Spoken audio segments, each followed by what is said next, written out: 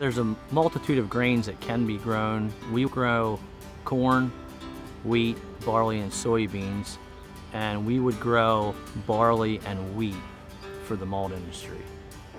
We grow hard red spring wheat, soft red winter wheat, hard red winter wheat, spelt, emmer, einkorn, hulless oats, and hulless barley.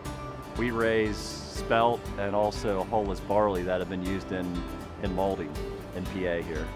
On our operation, we like to have multiple things going. We are very diverse, so it's another way to pull some income. If another part of the farming income is down, this is just another avenue we could pull income. Yeah, if we were able to increase production on the maltsters end, that they could buy more grain from us, that would definitely help us out and open additional marketing avenues for us, and eventually push that back to the grower standpoint so we could raise more grain and use more Pennsylvania grown niche grains for malt production.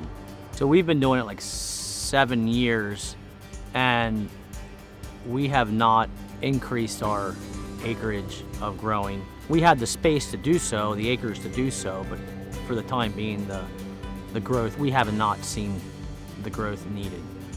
The percentage of grain that our overall production that goes to malt, I would say, is very small at this point, maybe only a couple percent. We tried to do a new project this year, which increased the malt percentage of grains that we produce here.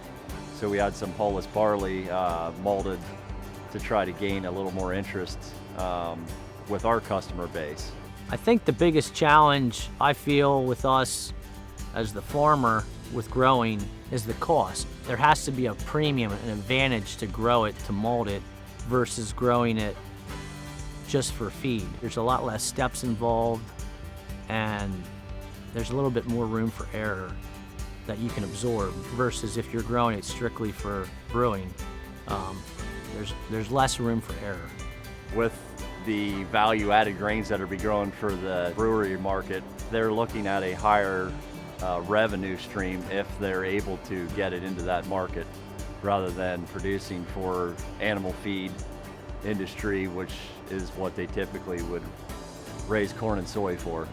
Well, I think anything that's grown in Pennsylvania and sold as a Pennsylvania crop, be it grain, produce, anything, and it goes back to the local market, it's huge. It's very beneficial to all the farmers.